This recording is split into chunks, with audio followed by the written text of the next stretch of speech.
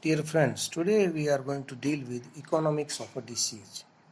If we talk about animal diseases, has economic effect as well as biological impact because it affects the well-being of people. If we just see diseases affect in two ways. One, resources are being used inefficiently because if an animal is diseased, it cannot going for proper production, and therefore the output from that animal will be reduced. Means they are not going to give proper milk, they are not going to give proper meat in that terms, and therefore second point is that it affect cost to the people because the people are not going to get proper milk. First thing. Second thing, they are going to get lower quality, and that's therefore it affects their benefits. Means if we just say in a simple word, this is always going to increase the expenditure, means production cost, and it decreases the output, yani consumer benefits. So if we just see the disease, as I have told you, it acts in a economic way as well as in technical or biological way. So in economic way, it is being governed by the law of diminishing return, because if we just plot a graph between output and input, there is always that the graph between output and input will never be a complete linear, because after certain points that is being governed. Howsoever we are going to give feed to the animals, it is not going to increase its output. Means if we are going to increase the input, we will not going to get the output in the same pattern, and that's why the graph will never be in that pattern. So it is being governed by the law of diminishing return, because at a certain point an increase in variable input is associated with less than proportionate increase in output. So if we just see the production function, it is being governed by the law of diminishing return. Besides, in case of if we just see, disease always impairs the consumption rate, it decreases the birth rate, it decreases the growth, and ultimately it precipitates the death. And therefore if you just see, it has a technical problem, that is biological assessment. Means there is always decrease in its production, or it is going to affect to the human being too. And it has economic, means if an animal is diseased, the production is going to be lower. Means if we just plot a graph in livestock output and livestock input, the graph of a healthy animal will always be on the upper side, while the graph of the diseased animal have lower production function, which I am going to show you in the various graphs. Then if we just see assessing the economic cost of a disease, then we will find that as we go on, the output losses, if we plot a graph between output losses and control expenditure, the more we are going to increase the control expenditure, the output losses will be going to decrease, because if you are going to put money in controlling diseases, the animal will be going to recover, and therefore the output losses because of that disease is going to be decreased. That I am going to show you. And if you want to define the economically optimum control program, then we have to draw a tangent line, a straight line between output losses and control expenditure. The line which is touching to the graph of output losses and control expenditure, we have to see from there, we have to make a we can say by doing that this mm,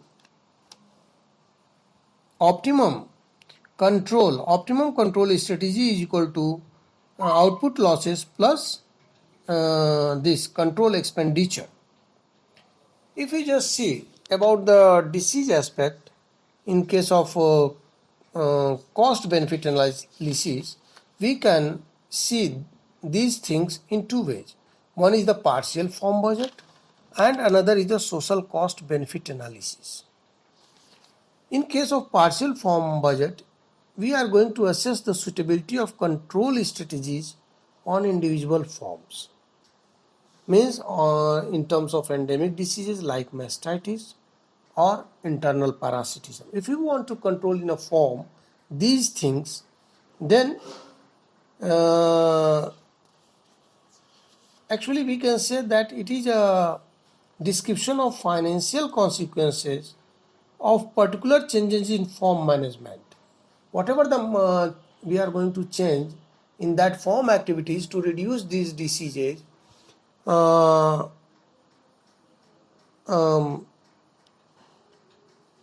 reduce these diseases, we have to see the economics of that. For example, if it has four components. One is the first component is additional revenue realized from the change, means that is R1. What we are going to get from this one, just I am going to tell you about that with an example. That is R1. Second is reduced cost stemming from the change, that is C1. Third is increased cost as a result of change, R2. And fourth is cost of implementing the change, C2. See, if we just see at a form, then if R1 plus C1 is greater than R2 plus C2, then proposed change is justified. How? Because R1 is sales due to increased sales, whatever the we have additional revenue means we have got, means sales due to increased of any, suppose if you have made any managemental changes by teat dipping or by cleaning of milking machines, and whatever the milk production has been increased. If we just see in terms of milk production, the R1 is sales due to increased milk production. Then what is a C1? C1 is saving stemming from fewer cases of clinical mastitis. Means whatever the change we have made because of teat dipping or cleaning of milking machines, so it reduces the cases of clinical mastitis. So we got the saving stemming from fewer cases of, because we are going to give money or we are going for more treatment of mastitis cases, but because of teat dipping or cleaning of milking machine, we have less cases of this fewer cases of clinical mastitis. So saving is stemming from fewer cases of clinical mastitis, C1. And what is R2? Increased feed cost due to increased milk production. R2 is what? Because if animal is diseased, they are not going to consume proper feed, and because they are going to less suffer, so the increased feed cost will be increased because they are going to consume more feed because they are not ill. And C2 is cost of implementation, means whatever the cost, how the cost of implementation means, if you are going to going for a teat dipping, means what disinfectant you are going to use, or if you are going to clean that milking machine, then what disinfectant you are going to use. So what I mean to say, that we have to see R1 plus C1 should always be greater than R2 plus C2. Then such kind of things are going to be accepted. This we call partial form budgeting, means which is related with the form. But another, I have told you, social cost benefit analysis, CBA. Social cost, basically CBA represent cost benefit analysis, But when we talk about social means, what is the impact on the society? We are also viewing in this aspect. So it is generally used for assessing the large scale investment policies, or if you can say in terms of veterinary medicine, to assess national animal disease control campaign against epidemic or sporadic diseases. For example, swine fever eradication in Europe, or you can say FMD vaccination in the whole India. So we have to analyze or quantify the social advantages and disadvantages of a policy in terms of common monitoring unit. So if we just going to see any criteria for selecting a control campaign, then we have to see three things. One is net present value, that is NPV, then benefit oblique cost ratio, that is B by C, and third is the internal rate of return. If any control program, disease control program, if you want to see any disease control program, then you have to consider these three things: net present value, benefit cost ratio, and internal rate of return. What is this net present value? Is the value of the stream of discounted benefits less cost over n time period. Means NPV is equal to summation above n and below t is equal to 0, bt minus ct upon 1 plus r to the power t. What is ct? Ct is the value of cost incurred in time t.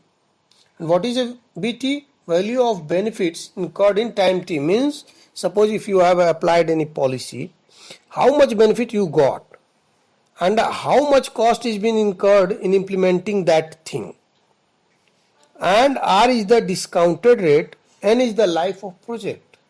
Means how much money you have put up in that one and how much benefit you got in that.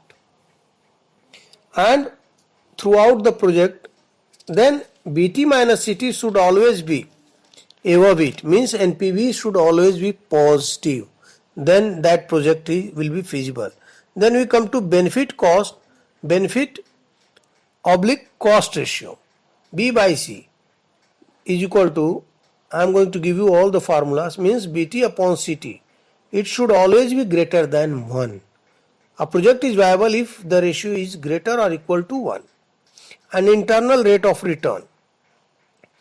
If internal rate of return of an investment project is greater than actual rate of interest, the project is economically viable. These things you all have to keep in mind. For I am going to send you some photographs. You have to see, you have to hear this audio and you have to see that photographs, and then you go for it. And wherever you feel any kind of problem, you can ask me the questions. Thank you.